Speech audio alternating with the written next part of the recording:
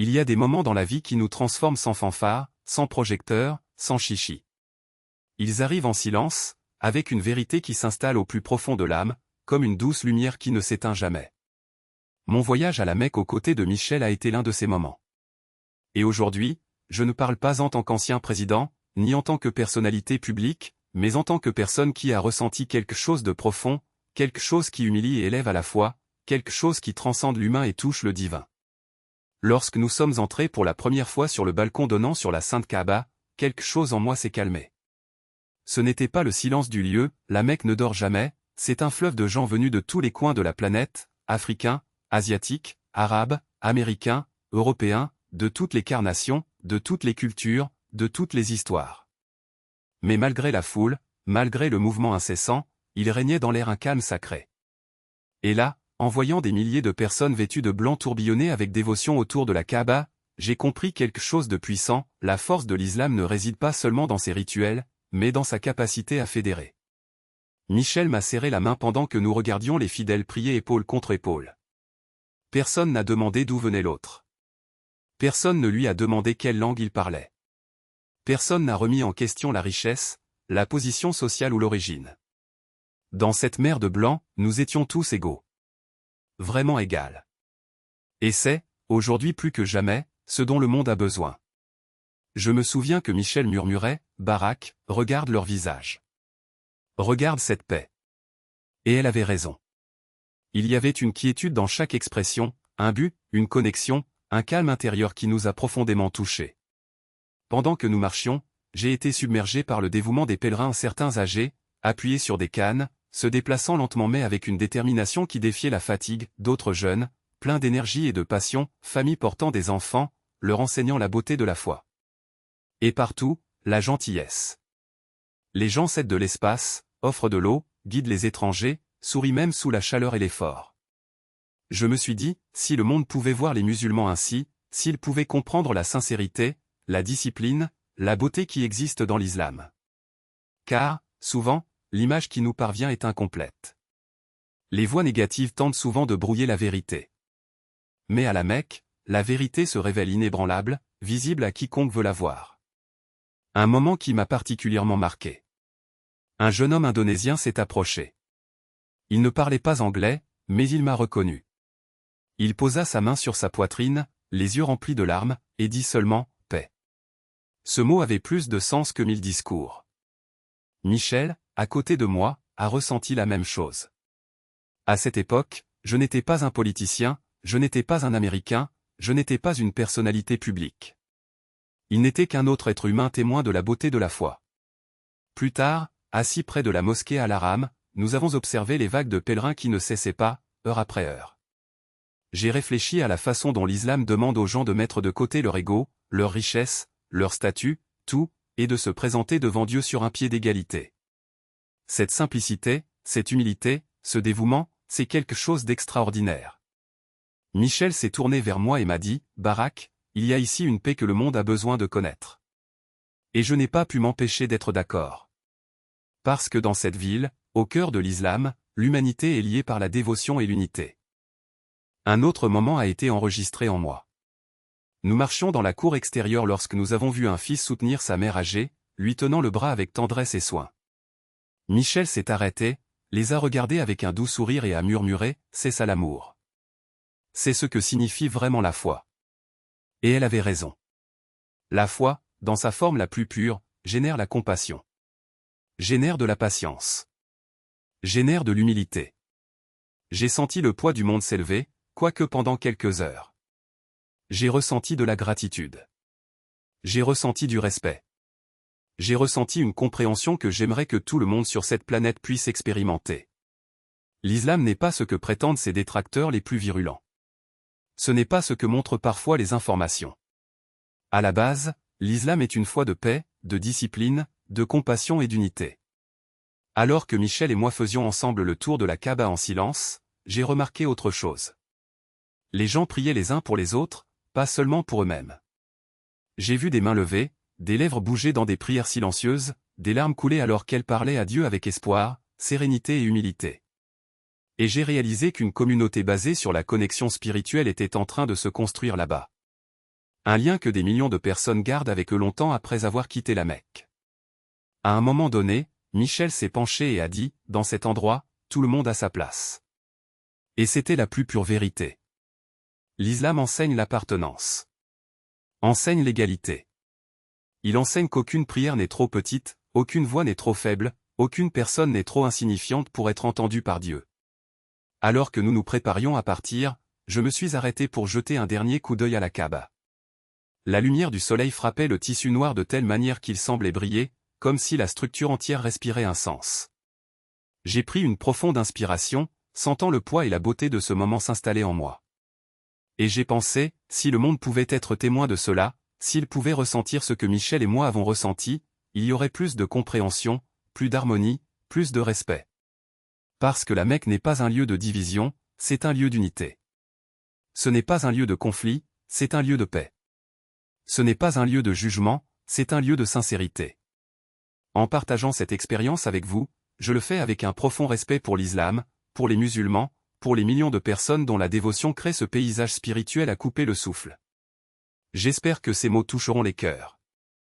J'espère qu'ils inspirent la compréhension. Et j'espère qu'ils encourageront les gens à voir l'islam non pas à travers la peur ou la désinformation, mais à travers la vérité, la compassion et l'humanité. La Mecque m'a appris quelque chose ce jour-là, quelque chose que je porterai pour toujours, la vraie foi rassemble les gens, la vraie foi crée la lumière, la vraie foi construit des ponts. Et l'islam, avec son humilité, sa discipline et son profond sens de l'unité, est un brillant exemple de cette vérité.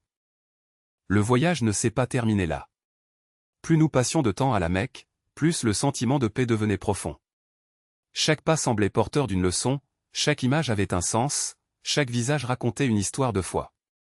Après notre première visite à la mosquée Al-Haram, Michel et moi sommes retournés dans notre chambre ce soir-là, l'esprit silencieux mais profondément ému. Ce n'était pas un poids oppressant, mais une énergie spirituelle presque indescriptible, quelque chose que l'on ressent dans l'air quand on est dans un endroit où des millions de personnes ont pleuré, prié, attendu et donné leur cœur pendant plus de 1000 ans. Vous le ressentez dans votre peau, comme si l'histoire elle-même respirait autour de vous. Sur la peau, ça parle à l'âme. Michel resta près de la fenêtre, les yeux fixés sur la cour lumineuse en contrebas. Pendant de longues minutes, aucun de nous n'a rien dit. Je l'ai juste regardé, sachant qu'elle absorbait autant que moi ou que le silence n'était pas vide, mais rempli de quelque chose que les mots ne pouvaient atteindre. Lorsqu'il se tourna enfin vers moi, sa voix était basse, presque brisée, Barak, c'est comme si cette ville abritait les prières du monde entier. Et je sentais au fond qu'elle avait raison. La Mecque n'appartient pas qu'aux musulmans. Cela appartient à la recherche humaine de sens, d'unité, pour un objectif qui transcende les frontières et les croyances. Le lendemain matin, nous sommes revenus, mais cette fois nous avons choisi de marcher parmi la foule, sans raccourci, sans privilège. Nous voulions ressentir ce qu'ils ressentaient, partager les mêmes pas, respirer le même air sacré. Alors que nous approchions de la mosquée, le soleil levant baignait le marbre de tons dorés et les pèlerins avançaient déjà en dévotion. Certains récitaient des versets du Coran, d'autres murmuraient des supplications, certains marchaient simplement en silence, les larmes coulant tranquillement sur leurs visages. Michel m'a serré le bras lorsque nous sommes entrés, et nous nous sommes arrêtés un instant, laissant la scène nous envahir à nouveau. Il y a quelque chose de magique dans les matins à la Mecque, l'air est plus frais, les sons plus doux, la lumière plus douce. Et surtout, on sent la pureté des intentions. Je n'oublierai jamais le moment où un vieil homme turc s'est approché de nous. Sa barbe blanche tremblait légèrement, ses mains étaient marquées par le temps, mais ses yeux portaient une douceur que seules des décennies de foi peuvent sculpter. Avec des gestes délicats, il nous a appelés, nous a montré la Kaaba et a murmuré, « Ceci, c'est le cœur ». Son anglais était fragmenté, mais le message était limpide. Là, en ce lieu, bat le cœur de la foi, un cœur qui continue de battre, indifférent au changement du monde. Michel m'a regardé et je savais qu'elle comprenait ce symbole avec la même intensité. Tandis que nous avancions, nous avons vu des familles entières 3 générations ensemble, des grands-parents guidant leurs petits-enfants, des pères portant des bébés endormis dans leurs bras, des mères tenant des livres de prière avec une dévotion sereine. C'était un rappel que l'islam n'est pas seulement une religion, c'est un mode de vie, un héritage transmis avec amour et humilité. Nous nous sommes assis un moment à l'ombre du patio et Michel a sorti son cahier, celui qui l'accompagnait toujours. Je ne lui ai pas demandé ce qu'elle avait écrit, mais plus tard, elle m'a dit que c'était des réflexions sur l'unité qu'elle voyait chez les gens. Il a parlé de patience, de discipline, de sincérité qui émanait de chaque geste. Et, par-dessus tout, cette notion profonde de communauté, quelque chose dont le monde avait désespérément besoin bien au-delà du bruit politique ou des stéréotypes qui déforment si souvent la réalité. Alors que nous regardions les pèlerins se promener, quelque chose d'inattendu s'est produit. Un jeune couple nigérian, le visage rayonnant après avoir terminé la Omra, s'est approché de nous. Avec un sourire timide, ils nous ont demandé s'ils pouvaient prier pour nous. Il y eut un moment de silence. Puis, ensemble, ils ont levé la main et ont chuchoté des paroles au Créateur, demandant la paix, la santé et des conseils pour nos vies. Michel et moi restions là, immobiles, touchés au-delà des mots. Imaginez, de parfaits inconnus, priant pour nous sans rien attendre en retour au juste de la pure gentillesse, de la pure humanité. Cette scène m'est restée longtemps après que nous ayons quitté la ville. Plus tard, alors que nous traversions la cour intérieure, nous avons vu des groupes rassemblés en cercle, certains étudiant le Coran, d'autres discutant de foi, d'autres encore les yeux fermés, plongés dans une profonde réflexion. Il y avait quelque chose de puissant dans leur façon de se comporter. Ce n'était pas de l'arrogance, ce n'était pas de la fierté, c'était de l'humilité, une véritable humilité. Et j'ai pensé, si le monde pouvait comprendre cet aspect de l'islam, la discipline, la patience, la compassion, la volonté de sacrifier le confort pour la dévotion, autant de divisions seraient détruites. Michel se pencha et murmura, « Barak, il y a une leçon ici pour tout le monde, musulman ou non. » Et elle avait raison. La foi, quelle que soit la tradition, enseigne des valeurs qui construisent les sociétés, qui guérissent les blessures, qui unissent les gens. Nous sommes ensuite montés à l'un des étages supérieurs pour voir la Kaaba d'un point de vue plus élevé.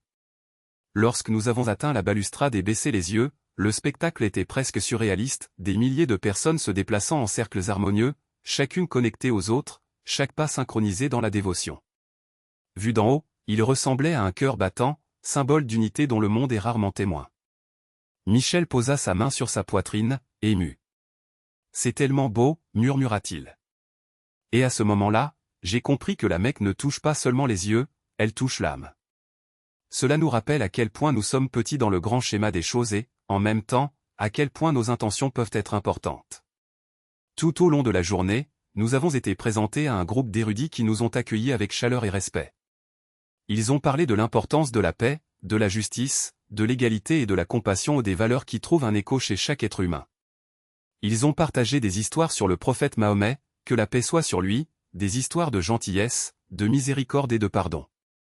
Des histoires que le monde a besoin d'entendre plus souvent. Michel écoutait attentivement, ses yeux brillants de réflexion.